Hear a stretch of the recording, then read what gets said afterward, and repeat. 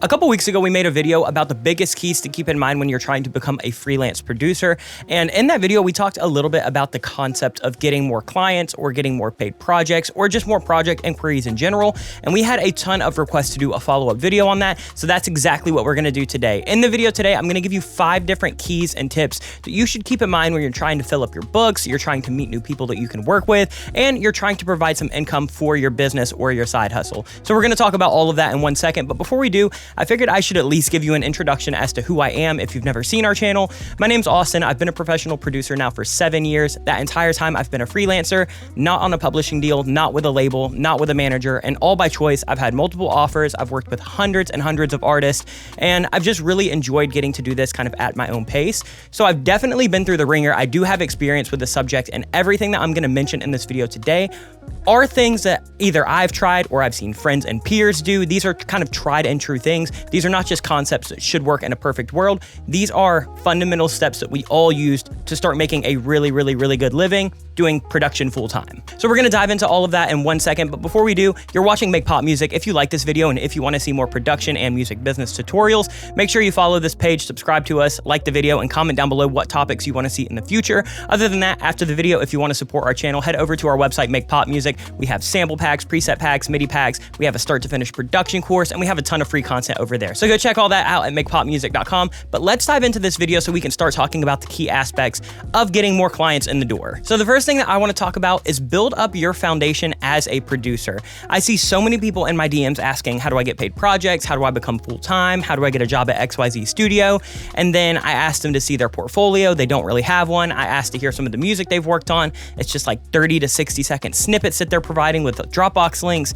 All of that is great and wonderful, but if you're trying to do this as a living, if you're trying to even do this as a side hustle, you're gonna need some kind of foundation. So before you even start trying to charge or network or build up a brand or anything like that, just get proficient at producing or songwriting or mixing or whatever your services are gonna be. I spent years and years and years making hundreds of songs that nobody ever heard just for myself. When I got into production, it was because it was a necessity. I was trying to record demos for my own band. It was never to become a business or for me to become a professional producer. I just got to the point where I was making so much music, friends were hearing it, asking me to help with them. They were referring me to people who were offering a little bit of money, and it just kind of snowballed over time. I never got into music for monetary reasons or thinking I could build a business. I went to school for education. I was supposed to be an English teacher, and I just accidentally stumbled into this being my career.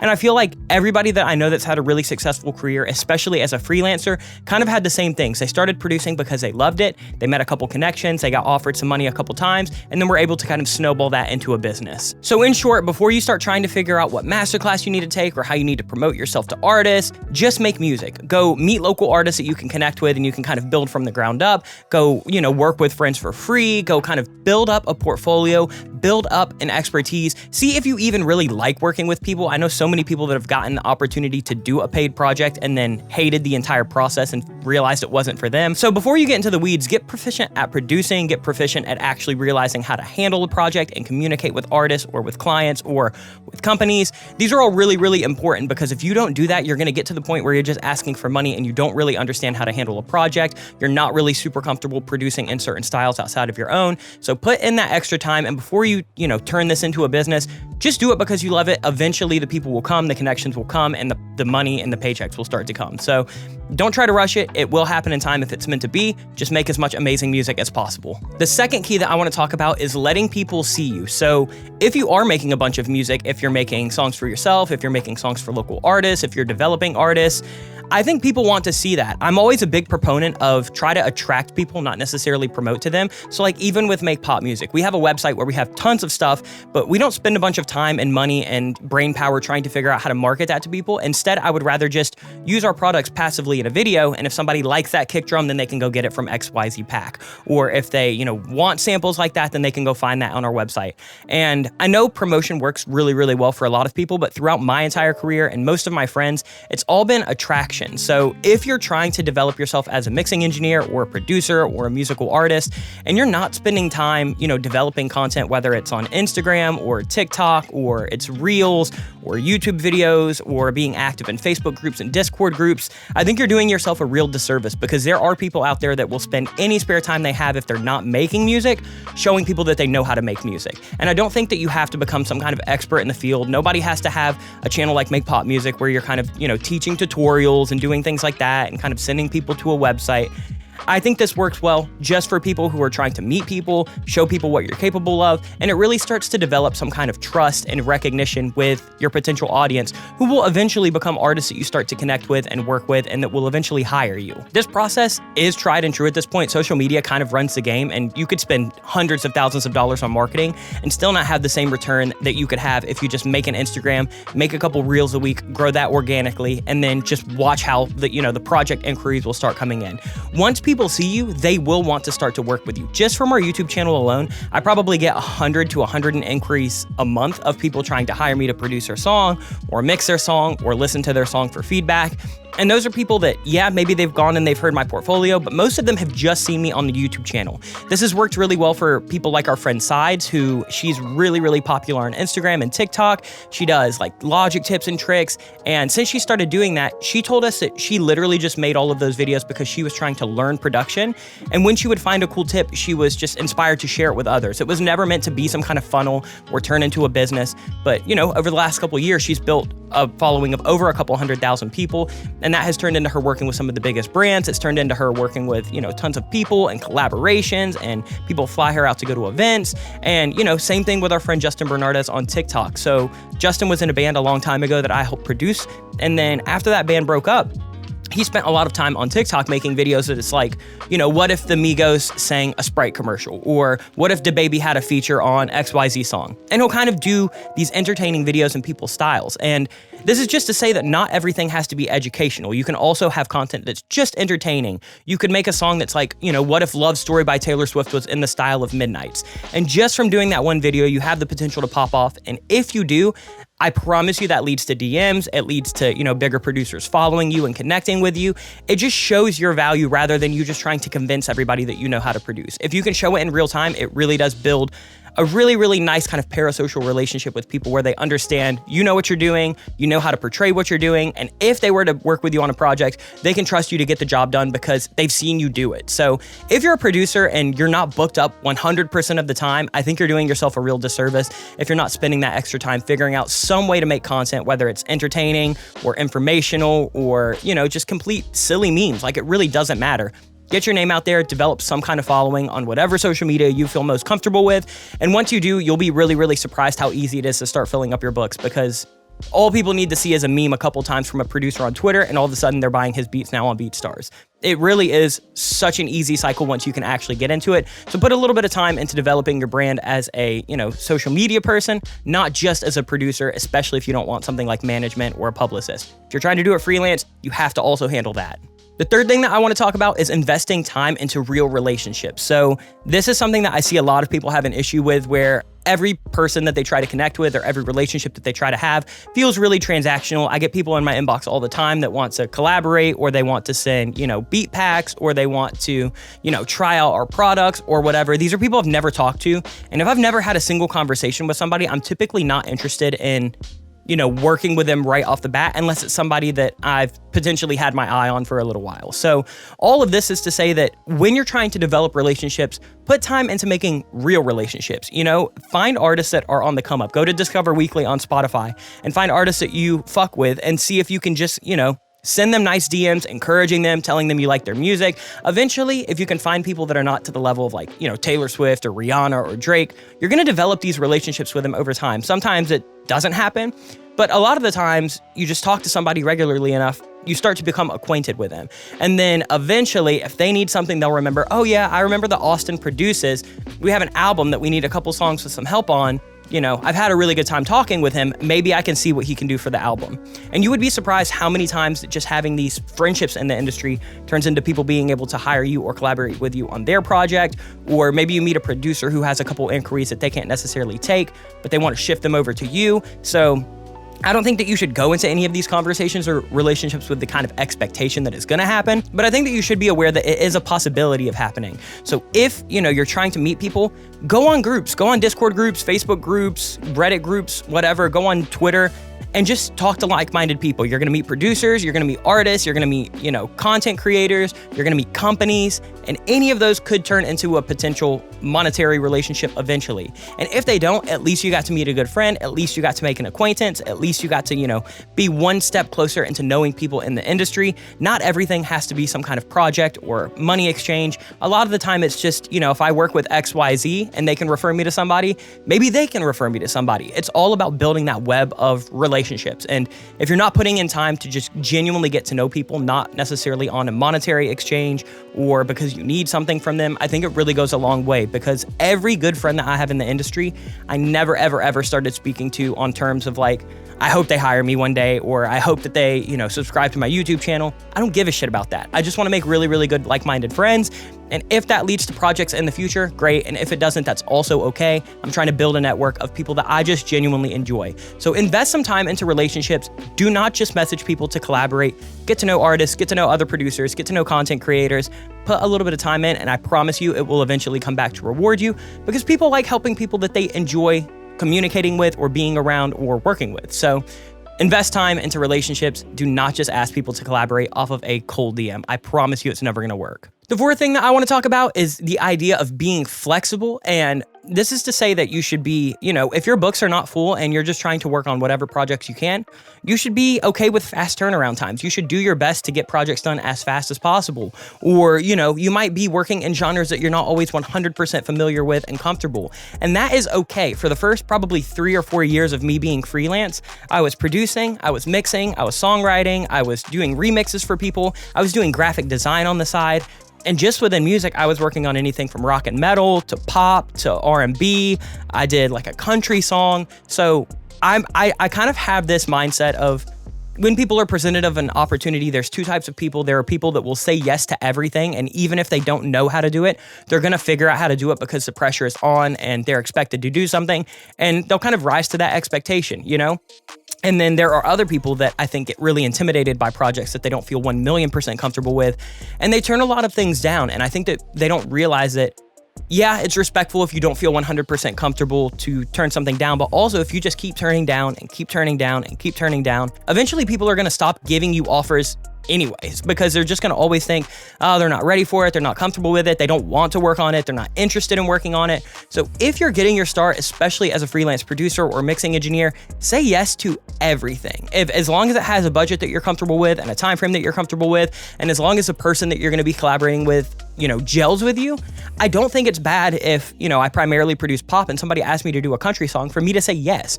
because all I have to do is listen to some country music, use some kind of, listening skills, and then work on their song. And it might be a little bit longer of a process. I might have to put in a little bit more effort rather than something that I'm 100% familiar with, but that's also how I learn and grow. Maybe I want to learn how to record acoustic guitar. Maybe I want to learn how to mic a drum kit. These are all skills that, especially as you're getting started, you need to develop. And you're never going to develop that if you only take projects that you're 1,000,000% comfortable with artists that you already know.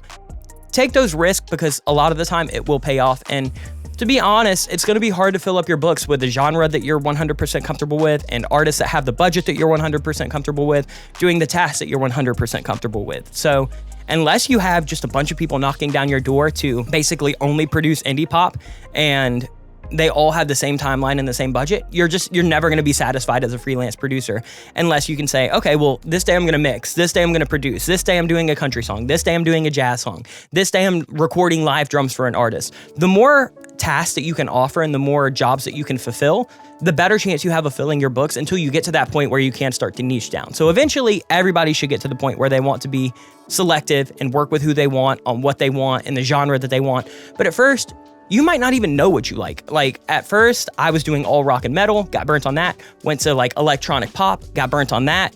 went to, dark pop, got a little bit tired of that. And now I kind of just work on whatever I want when I want. I've got kind of 3 or 4 genres that I'll pick from. And, just depending on what mood I'm in for that month or that week or whatever, I'll book whatever projects I want. And that's a really, really, really amazing spot to be in. But I would have never known that had I just stuck with the one genre that I thought that I wanted to produce forever, with the type of clients and artists that I thought that I wanted to work with forever. So take some risks, get to know everybody, take any project that you can get your hands on that you think realistically you can actually deliver on. Yes, you may have to learn on the job. Yes, you may have to kind of, fake it till you make it, but at some point you're going to develop those skills as long as you have that competency. And that's what the first point was all about. Develop the kind of baseline so once you get these opportunities, you can fulfill them. The last point that I want to talk about, point number 5, is always be prepared. So we've talked a lot about getting opportunities in the door. So, making those relationships with people, showing people what you can do on things like Instagram and TikTok and Twitter and Facebook. And, a lot of the time I see people who are presented with opportunities, but then are not prepared to take them. So even if they say yes, I've had it where we went to hire people to help us with a sound pack design. And when I reached out, they didn't really have an email that I could send out to. They didn't really have, a contract that we could fill out. They didn't really have a PayPal setup that we could wire money to. It's just these things of like, if I'm trying to hire somebody, I want it to be as seamless as possible. And anybody that I work with, I expect the same. So I'm actually gonna shift to my computer for the first time in the video, and I wanna show you a couple things that I use every single time that I'm being hired and that I think you should use as well, because it just makes the process super seamless. So it doesn't matter if it's a paid collaboration, a free collaboration. These are the steps that I want everybody to go to so I can have a process and every project can be organized and I can be on the same page with everybody and, things don't get discombobulated. So let's shift over to the computer. Okay, so we're at my computer. This is what I want to show you. So whenever anybody's interested in hiring me, I have a go-to process that I use pretty much every single time, and that's because I want it to be organized. So I have a website, and on my website, I have a contact page. On that contact page, if anybody's interested in working with me, I'll have them fill this out. So you put your name, you put your email address, you put what I can do for you. So, let's say full production, you put who you are you a producer, singer, songwriter, company, say I'm a company, and then what funds. So they have to select funds. This is basically just to weed away people that I don't want just hitting me up for unpaid collaborations. I'm always cool to work for back end or something that might not be paid up front, as long as that artist has some kind of notoriety that we can use. Like, most of the time I see people asking to do collaborations, it's with people that have like 45 Instagram followers. And I'm not going to collaborate with somebody like that because they don't have the audience that they can use to kind of leverage me to do that work up front. So, if people are asking you to do collaborations, it needs to either be to build your portfolio or because you think that they have the opportunity to have a song pop off. And unless they're going to have a marketing budget and they, already have a following, I don't know if that's ever worth it. That's a whole nother video though.